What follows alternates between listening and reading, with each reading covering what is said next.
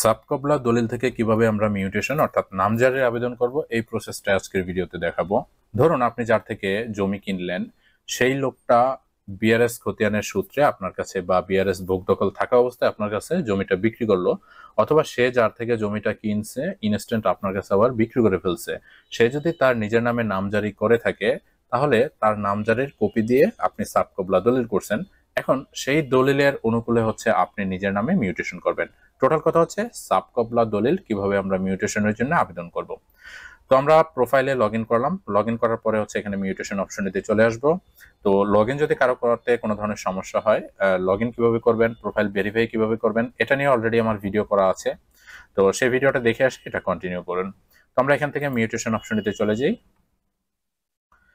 এখান থেকে আসার পরে আমাদেরকে কিন্তু কোড ফি দিতে হবে, সেই জন্য আমরা নতুন আবেদন করুন এই অপশনটিতে ট্যাপ করব। দেন এখানে কোড ফি 20 টাকা পরিশোধ করতে হবে, এই অপশনটিতে ট্যাপ করবেন।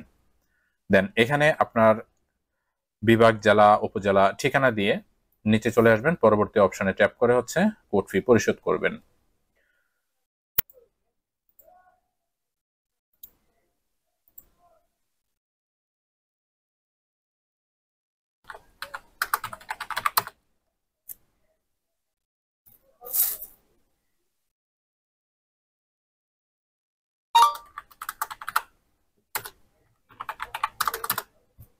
ওকে, আমাদের পেমেন্ট কিন্তু এখান থেকে কমপ্লিট হয়ে গেছে। পেমেন্ট কমপ্লিট হওয়ার পরে কিন্তু এখানে একটা সতর্কতা দিবে যে আমরা যে কোড ফিটা জমা দিলাম এই আবেদনটা 7 কর্মদিবসের ভিতরে হচ্ছে আপনার কমপ্লিট করতে হবে, অর্থাৎ 7 দিনের ভিতরে আপনার এটা কমপ্লিট করতে হবে। তো আমি এখানে ঠিক আছে দিলাম। দেন এখান থেকে আবেদন ফর্ম এই অপশনটিতে ট্যাপ করব। এখান থেকে কিভাবে আমরা এই জমিটা মিউটেশন করব সেই জিনিসটা কিন্তু সর্বপ্রথমে উল্লেখ করতে হবে। যেমন লেখা আছে যে সূত্রে মিউটেশনে আবেদন করবেন সেটা নির্বাচন করুন, সরাসরি রেকর্ডিয়া মালিকের খতিয়ান হতে নাকি মিউটেশন খতিয়ান হতে। তো যেহেতু আমরা যার থেকে জমিটা কিনলাম সে যেহেতু মিউটেশন সূত্রে জমিটার মালিক হয়েছে বা মিউটেশন করে নিয়েছে, সেক্ষেত্রে আমরা মিউটেশন খতিয়ান হতে হচ্ছে এই জমিটা কিনছি, সেক্ষেত্রে মিউটেশন খতিয়ান হতে দিব।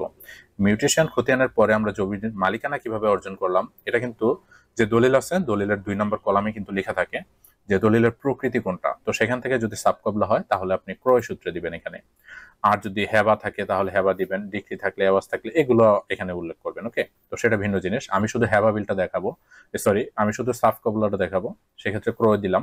তো এরপরে আমরা নিচে চলে আসবো। 1.1-এ আমরা এখান থেকে না দিব। আপনি কি প্রতিনিধির মাধ্যমে আবেদন করছেন কিনা সেটাও আমরা না দিব, কারণ আমরা নিজেরাই আবেদন করব। আচ্ছা, আবেদনকারী গ্রহীতা যদি একক হয় তাহলে আপনি এখানে একক দিবেন, আর যদি যৌথ হয় তাহলে এখানে যৌথ দিয়ে দিবেন। তো আমি যে আবেদনটা করবো এটা হচ্ছে যৌথ, সেক্ষেত্রে আমি যৌথ দিয়ে দিলাম। যৌথ করার ক্ষেত্রে যদি সমভাবে দুইজনের জমির পরিমাণ থাকে সেক্ষেত্রে সমভাবে দিবেন, আর যদি দুইজনের জমির পরিমাণ ভিন্ন ভিন্ন থাকে আপনি এখানে ভিন্নভাবে দিয়ে দিবেন। এই বিষয়টা আপনি দলিলের 8 নম্বর কলামে কিন্তু দেখতে পারবেন যে আসলে এটার জমির হারাহারির মালিকানার বিবরণটা কত দেওয়া আছে। তো আপনি সেখান থেকে হচ্ছে এটা হারাহারি জমির অংশটা দেখে নেবেন। এখানে আমি জমির অংশটা হারাহারি পরিমাণে কিন্তু বসিয়ে দিছি। এখানে টোটাল একটা বিষয় খেয়াল রাখবেন, জমির যে অংশটা আছে এখানে কিন্তু আপনার 1000 হইতে হবে। আপনি যতজনই দেন এখানে যদি সমভাবে দেন তাহলে কিন্তু 1000 অটোমেটিকলি হয়ে যাবে। আর যদি ভিন্নভাবে দেন জমির পরিমাণ এখানে যদি গ্রহীতা আরো যোগ করেন তাহলে সেক্ষেত্রে সবার পরিমাণটা যোগ করলে যাতে 1000 হয় এই বিষয়টা খেয়াল রাখবেন। তো এখানে হচ্ছে আমাদের যে গ্রহীতাগুলো আছে গ্রহীতাদের তথ্যগুলো কিন্তু আমাদের এখানে এন্ট্রি করতে হবে। সো আমি তথ্য দিন অপশনটাতে ট্যাপ করব, দেন এখানে প্রাপ্তবয়স্কতে ক্লিক করব। এখানে আমাদের ছবি সর্বপ্রথমে অ্যাড করতে হবে। ছবিগুলো অবশ্যই 300 পিক্সেল বাই 300 পিক্সেল করে নিতে হবে। ছবির সাইজ করতে যদি কোনো সমস্যা হয় সেটা নিয়েও আমার অলরেডি ভিডিও করা আছে, আপনার চাইলে সেই ভিডিওটা দেখে ছবির সাইজগুলো করে নেবেন। তো আমি এখানে ক্লিক করলাম, দেন ছবিগুলো হচ্ছে আমি অ্যাড করে দিব, এখান থেকে ছবি অ্যাড করে দিলাম। এরপরে আমি নিচে চলে আসব, এখানে দেখতে পাচ্ছি যে লিঙ্গ লেখা আছে, লিঙ্গ পুরুষ দিয়ে দিব। মোবাইল নাম্বার লেখা থাকবে, প্রথম একটা কিন্তু লেখা থাকবে আপনার হুবহু, শুধুমাত্র আপনি ডিটেল অ্যাড্রেসগুলো এখানে দিয়ে দিবেন। ওকে, আমরা এখানে হচ্ছে ডিটেল গুলো দিয়ে দিলাম, দেন সংরক্ষণে ট্যাপ করলাম। আমাদের সবকিছু ঠিক থাকলে কিন্তু এটা অটো সংরক্ষণ হয়ে যাবে। যদি কোনো ভুল করি তাহলে কিন্তু এটা সংরক্ষণ হবে না। তো নেক্সট আরেকটা যে গ্রহীতা অ্যাড করব সেটা হচ্ছে আমরা এখানে তথ্য দিন অপশনে ট্যাপ করব, দেন প্রাপ্তবয়স্কতে দিব। এখানে ছবি বাকি যেটা আছে সেটাও অ্যাড করে দিব। এরপরে তার যেই এনআইডি কার্ডের কপি আছে ডিটেল তথ্য দেখে হচ্ছে এখানে এন্ট্রি করে দিব। ওকে, সমস্ত ডাটাগুলো দেওয়া শেষ হয়ে গেলে আমি সংরক্ষণে ট্যাপ করব। দেখুন আমাদের ডাটা ঠিক আছে বিধায় এখানে কিন্তু সংরক্ষণ হয়ে গেছে। এরপরে নিচে একটা অপশন দেখতে পারবেন এখানে ডিক্লারেশন দেওয়ার, তো আমি এখানে চেকমার্ক দিয়ে দিব, মানে টিক চিহ্নটা দিয়ে দিব, দেন আমি নিচে চলে আসব। নিচে 4.1-এ আমি যদি চলে আসি, এখানে দেখতে পারবো দলিল সংযুক্তকরণ একটা অপশন কিন্তু এখানে আছে। আমাদের দলিল যদি একাধিক হয় তাহলে দলিল যুক্তকরণ অপশনে ট্যাপ করে হচ্ছে দলিলগুলো সংযুক্ত করতে পারবো। আর যদি দলিল একটি থাকে তাহলে হচ্ছে একটা দলিলের ইনফরমেশন এখানে আমি বসিয়ে দিব, দলিল নাম্বার, দলিলের তারিখ, দলিলের মূল্য, দলিলের পৃষ্ঠা, সব রেজিস্ট্রি অফিসের নাম এবং দলিলে যেই পেজগুলো আছে সেই পেজগুলো সুন্দরভাবে মোবাইলের মাধ্যমে কিংবা স্ক্যানারের মাধ্যমে স্ক্যানিং করে এখানে হচ্ছে সংযুক্ত করতে হবে এবং সেটা অবশ্যই পিডিএফ করে সংযুক্ত করবেন। ওকে, দলিল সংযুক্ত করার জন্য আমি সংযুক্ত করুন অপশনটিতে যাব এবং এখানে আমি আগে থেকে পিডিএফ করে রেখেছিলাম, সেক্ষেত্রে পিডিএফটা সিলেক্ট করে জাস্ট ওপেন করে দিব। এখানে কিন্তু আমার দলিলটা সংযুক্ত হচ্ছে, সেজন্য কিছুক্ষণ সময় কিন্তু এখানে নিতে পারে। ওকে, আমার দলিল সংযুক্ত হয়ে গেছে। আমি এখন নিচে চলে আসব। নিচে চলে আসার পরে দলিল অনুযায়ী আবেদনকৃত জমির তফসিল, অর্থাৎ জমির তফসিলের বিবরণটা কিন্তু আমার এখানে দিতে হবে। কোন জমিটা আমি খারিজ করতে চাচ্ছি সেই মৌজা এখানে নির্বাচন করবেন। ওকে, এখানে আমি হচ্ছে আমার মৌজাটা পেয়ে গেছি। ওকে, তারপর হচ্ছে এখানে জমির তথ্য যুক্ত করুন। এখানে জমির তথ্যগুলো কিন্তু আমার যুক্ত করতে হবে। এখানে দলিল নাম্বার এখানে অটোমেটিকলি চলে আসবে যেহেতু আমরা আগে থেকে অ্যাড করছি। হোল্ডিং নাম্বার এখানে যদি আপনি চান দিতে পারেন, যেহেতু আপনার হোল্ডিং নাম্বারটা অলরেডি পড়ছে, এটা যেহেতু নামজারি করা, সেক্ষেত্রে আপনি হোল্ডিং নাম্বার এখানে দিয়ে দিবেন। ওকে, আমি এখানে আমার হোল্ডিং নাম্বার, খতিয়ান নাম্বার সবকিছু দিয়ে জাস্ট যাচাই করুন অপশনটিতে যখন ট্যাপ করলাম তখন কিন্তু আমাদের হোল্ডিং এ প্রাপ্ত যে দাগগুলো আছে সেগুলো কিন্তু চলে আসছে। ওকে, আমরা যে দাগগুলো পেলাম এই দাগের ভিতর থেকে আমরা কতটুক জমি নিব সেগুলো কিন্তু আমাদেরকে নিচে ইনক্লুড করতে হবে। তো আমরা নিচে চলে আসলাম, এখানে প্রথমে যে দুইটা দাগ পেলাম এই দুইটা থেকে আমরা কতটুক জমি এখানে নিব সেগুলো কিন্তু আমাদেরকে উল্লেখ করতে হবে। তো আমি দাগ নাম্বার এখানে দিয়ে দিচ্ছি 1502। দুইয়ের দাগটা কি নাল কিনা সেটা কিন্তু এখানে অটোমেটিক চলে আসবে। তো এখান থেকে আমরা হচ্ছে জমির ধরনটা নির্বাচন করব। এখানে যেটা দেওয়া থাকবে এখানে সেটাও আপনি ধরন নির্বাচন করবেন। দেন জমির কতটুকু অংশ আপনি নিচ্ছেন সেটা হচ্ছে এখানে লিখতে হবে। ওকে, আমি এখানে যেহেতু 3.75% লিখবো, সেক্ষেত্রে আমি 3 লিখলাম শতকের ভিতরে এবং অযুতাংশের ভিতরে হচ্ছে দশমিকের পরে যেটা হবে সেটা লিখে দিলাম, মানে 3.75% এখানে। ওকে, তো আরেকটা যে দাগ আছে সেই দাগের পরিমাণ আমি এখানে লিখে দিব। আরো দাগ সংযুক্ত করুন এই অপশনে ট্যাপ করবো। দেন নিচে আরেকটা ট্যাব ওপেন হয়ে যাবে, এখান থেকে 2503 এটা দিলাম। দেন নাল এখানে দিয়ে দিব। এরপরে শতকে যেটা হবে এবং অযুতাংশ যেটা হবে সেটা আমি এখান থেকে দেখে দিয়ে দিব। এখানে আমি হচ্ছে 2.25% দিব, সেক্ষেত্রে হচ্ছে 2.25 এখানে লিখে দিলাম। টোটাল মিলে হচ্ছে আমার 6% হবে। তো আমি এখানে দেওয়ার পরে হচ্ছে সংরক্ষণ করুন এই অপশনটিতে ট্যাপ করে দিব। ওকে, যেহেতু আমরা 6% জমি এখানে নামজারি করবো সেক্ষেত্রে কিন্তু টোটাল জমির পরিমাণটা কিন্তু এখানে চলে আসছে। আলাদা আলাদা খতিয়ান আমি বসিয়ে দিছি। যদি কোথাও ভুল হয়, কম বেশি হয়, তাহলে আপনি এখানে পদক্ষেপ অপশনে ট্যাপ করে সম্পাদনা দিয়ে কিন্তু আবারও এগুলো কিন্তু এডিট করে নিতে পারবেন। এখানে যদি কম বেশি হয় আপনি দিয়ে নিতে পারবেন। জাস্ট সম্পাদনা দিলাম। দেন এখানে দেখুন যে 6 শতক কিন্তু আমার চলে আসছে টোটালি। হ্যাঁ, তো আমি এখানে কি করব, যেহেতু আমার একটা দলিল এবং এখানে আমার দাগের পরিমাণগুলো বসানো হয়ে গেছে, আপনার যদি এখানে খতিয়ানের পরিমাণ ভিন্ন হয় বা অন্য কোনো দলিল থাকে তাহলে আরো জমির তথ্য সংযুক্ত করুন অপশনে গিয়ে কিন্তু সেগুলো অ্যাড করতে পারবেন। যেহেতু আমার একটাই দলিল সেক্ষেত্রে আমি একটা অ্যাড করলাম। দেন আমি নিচে চলে আসব। এখানে দেখতে পাচ্ছেন প্রদানকারী অথবা দাতার তথ্য প্রদান করুন। যার থেকে আমরা কিনলাম তার তথ্য এখানে দিতে হবে। দেন এখানে দাতার তথ্য সংযুক্ত করুন এই অপশনটাতে ট্যাপ করব।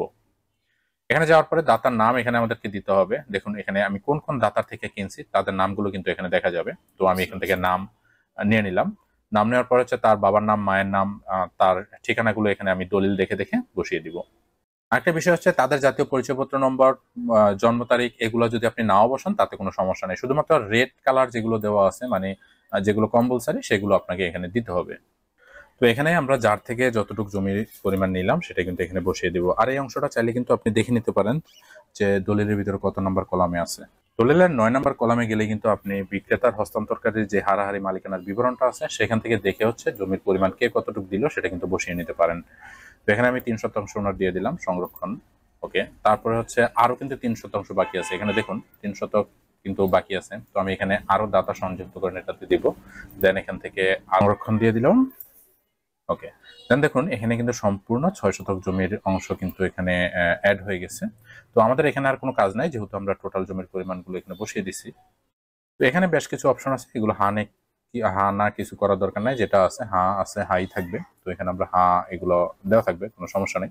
আমরা নিচে চলে আসব। এখানে দেখুন যে সংরক্ষণ এবং পরবর্তী অপশন একটা আছে, তো আমরা সংরক্ষণ এবং পরবর্তী অপশনে দিয়ে দিব।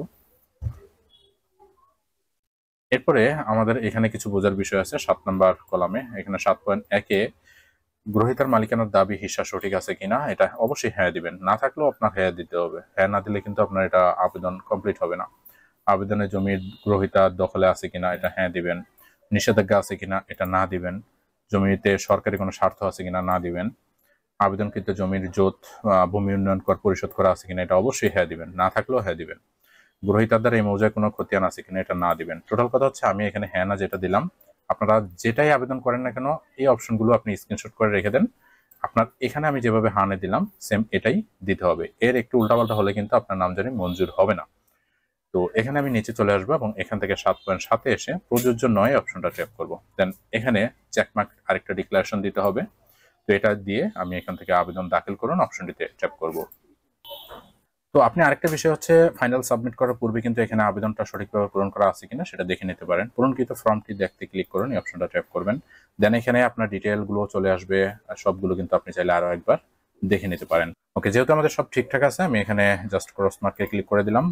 এরপরে আমি এখান থেকে দেখুন যে আরেকটা চেকমার্ক আছে, চেকমার্কটা এখানে দেওয়ার পরে হচ্ছে ওকে, এরপরে আমরা চেকমার্ক করে এখানে ইন্টারনেট ব্যাংকিং নামে একটা অপশন দেখবেন, জাস্ট এটাতে প্রেস করে হচ্ছে অগ্রসর হন অপশনটিতে ট্যাপ করবেন। এখান থেকে বিকাশ অথবা যে কোনো গেটওয়ের মাধ্যমে আপনি পেমেন্টটা কমপ্লিট করবেন।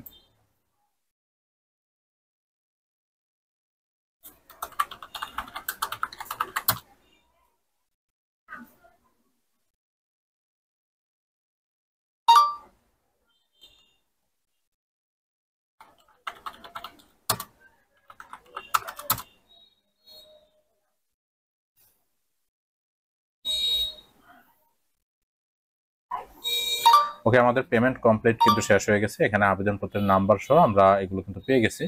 তো এখানে আরেকটা যে বিষয় আছে সেটা হচ্ছে পেমেন্ট রিসিপ্ট। আপনি পেমেন্ট রিসিপ্টটা এখান থেকে সংগ্রহ করে নেবেন। দেন আবেদনপত্র প্রিন্ট, এটা কিন্তু আপনার কাজে লাগবে। সো আবেদনপত্র প্রিন্ট অপশনে ট্যাপ করবেন। দেন এখানে আবেদনপত্রের যেই ফর্মটা আছে সেই ফর্মটা 2 পৃষ্ঠা 3 পৃষ্ঠা যাই হোক না কেন এটা প্রিন্ট করে রেখে দিবেন। কারণ হচ্ছে এই কপিটা সহ আপনার যেই দলিলের কপি আছে, আপনার যেই মিউটেশন করা নামজারির কপিটি আছে বা খতিয়ানের কপিটি আছে সেগুলো সহ আপনার ভূমি অফিসে জমা দিতে হবে। কি কি কাগজ জমা দিতে হবে সেগুলো আমি পরবর্তীতে আপনাদেরকে লিখে দিচ্ছি, একটা স্ক্রিনে লিখে দিচ্ছি, সেটা দেখে আপনারা এই কাগজগুলো গুছিয়ে নেবেন। ভিডিওটা ভালো লাগলে লাইক করবেন, আর যারা আমাদের চ্যানেলটিতে এখনো নতুন দর্শক আছেন সাবস্ক্রাইব করে আমাদের সাথে থাকবেন। দেখা হচ্ছে পরবর্তী ভিডিওতে। আসসালামু আলাইকুম।